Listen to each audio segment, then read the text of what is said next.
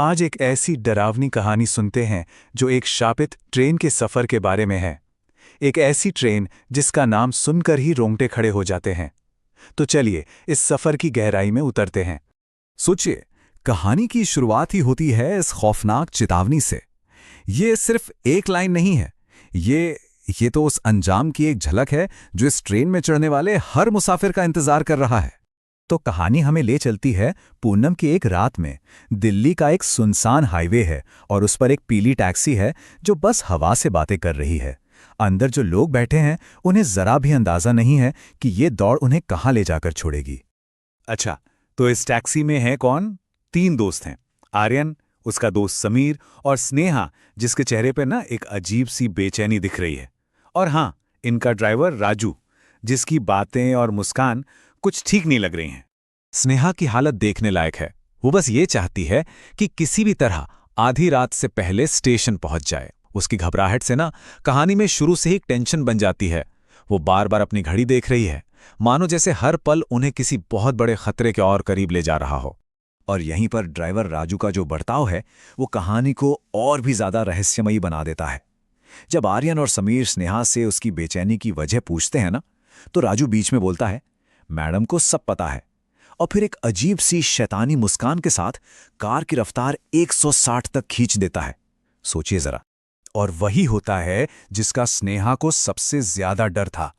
ठीक जैसे ही वो स्टेशन के गेट पर पहुंचते हैं, उसकी घड़ी में अलार्म बजता है। ठीक 12 बज गए हैं। ये आवाज सुनते ही स्नेहा का चेहरा डर से एकदम सफेद पड़ जाता है। बस कुछ सेकंड से वो अपनी डेडलाइन चूक गई हैं। और अब स्नेहा उस भयानक राज से पर्दा उठाती है। वो आर्यन और समीर को बताती है छलावा ट्रेन के बारे में। एक ऐसी ट्रेन जो मुर्दों को लेकर चलती है। लेकिन जाहिर है आर्यन और समीर, जो इन सब बातों में यकीन नहीं करते, वो उसका मजाक उड़ाने लगते हैं। तो अब कहानी का अगला हिस्सा शुरू होता है। तीनों दोस्त उस स्टेशन में घुसते हैं जो एकदम वीरान पड़ा है। प्लेटफॉर्म पर ऐसी खामोशी है जैसे मौत की खामोशी हो, और इस खामोशी को सिर्फ एक ही आवाज तोड़ रही है, दूर से आती कुत्तों के रोने की आवाज। और इसी सन्नाटे के बीच उनकी मुलाकात होती है एक बहुत ही अजीब भिखारी से, जिसके गले में एक आईफोन लटका हुआ है और वो खुद को आईआईटी बाबा बुला रहा है। ये एक अजीब सा मजाकिया पल है जो आने वाले खौफ से पहले एक ठहराव जैसा लगता है। और तभी घने कोहरे को चीरती हुई एक ट्रेन प्लेटफॉर्म पर आती है। उसके इंजन पर कोई नाम नहीं, कुछ नहीं, सिर्फ एक नंबर लिखा है, 13। ट्रेन के आने की जो आवाज है ना, वो भी किसी मातम जैसी लग रही है। ट्रेन का दरवाजा खुलता है और अंदर से एक कंडक्टर बाहर आता है। नाम है उसका आंडूनाथ। उसका चेहरा बर्फ जैसा सफेद है और उसकी मुस्कान में कुछ ऐसा है जो किसी के भी रोंगटे खड़े कर दे। और वो बड़े अजीब ढंग से उनका स्वागत करता है। अब यात्रा का सबसे भयानक हिस्सा शुरू होने वाला है। तीनों दोस्त अपनी किस्मत से पूरी तरह अनजान उस डरावनी ट्रेन में चढ़ जाते हैं। डिब्बे के अंदर का जो सीन है वो किसी के भी होश उड़ा सकता है। सारे के सारे मुसाफिर बुत बने बैठे हैं। उनकी स्किन बर्फ जैसी सफेद, उनकी आंखें खुली की खुली हैं और वो सांस तक नहीं ले रहे। ऐसा लग रहा है मानो पूरा डिब्बा लाशों से भर दिया गया हो। इस अजीब खामोशी से परेशान होके ना आर्यन एक बहुत बड़ी, एक जानलेवा गलती कर बैठता है। जब उसके सवालों का कोई जवाब नहीं मिलता तो वो एक औरत का ध्यान अपनी ओर खींचने के लिए उसे छूने की कोशिश करता है। और जैसे ही आर्यन का हाथ उस औरत के कंधे को छूता है, उसे 440 वोल्ट का एक जबरदस्त बिजली का झटका लगता है। एक सेकंड से भी कम वक्त में आर्यन का शरीर काला कोयला बनकर राख के ढेर में बदल जाता है। अब तक जो सिर्फ एक डर था ना, वो अब एक जानलेवा हकीकत बन चुका था। और तभी वो कंडक्टर आंडूनाथ फिर से सामने आता है, लेकिन इस बार उसका रूप राक्षसी है।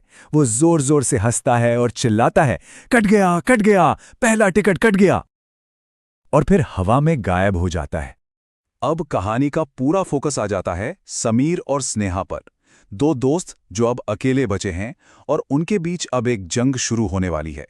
डर और मौत के साए में दोस्ती की असली परीक्षा अब शुरू होती है। घबराई हुई स्नेहा बचने का वो खौफनाक तरीका बताती है जो उसकी दादी ने उसे कभी बताया था, कि इस ट्रेन को रोकने का सिर्फ एक ही रास्ता है, किसी जिंदा इंसान की बलि देना। और यहीं पर कहानी का सबसे हैरान करने वाला मोड़ आता है। समीर अपनी जान बचाने के लिए दोस्ती को धोखा दे देता है और स्नेहा पर हमला कर देता है। वो चिल्लाकर कहता है कि वो इस ट्रेन में हमेशा के लिए भूत बनकर नहीं रहना चाहता। समीर स्नेहा को मारकर उसका खून फर्श पर गिरा देता है और हाँ, ट्रेन रुक जाती है। एक पल के लिए उसे लगता है कि वो बच गया, लेकिन जब वो दरवाजे पर पहुंचता है तो देखता है कि ट्रेन एक बहुत ऊंचे पुल पर रुकी है। वहां से कूदना नामुमकिन था और इससे पहले कि वो कुछ और सोच पाता, 2 मिनट खत्म होने से पहले ही ट्रेन फिर से चल पड़ती है। अब कहानी अपने सबसे क्रूर, सबसे आखिरी मोड़ पर पहुंचती है।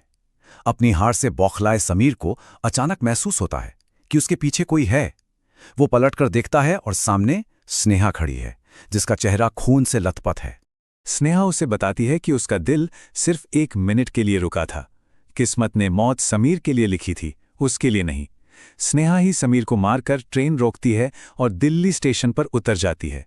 और फिर वो उस ट्रेन को दूर जाते हुए देखती है, जिसके दरवाजे पर उसके दोनों सबसे अच्छे दोस्त, जो अब भूत बन चुके हैं, उसे हाथ हिलाकर अलविदा कह रहे हैं।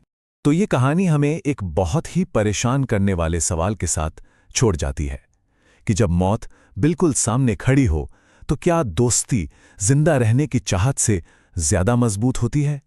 इस सवाल का जवाब शायद इस कहानी के अंधेरे में ही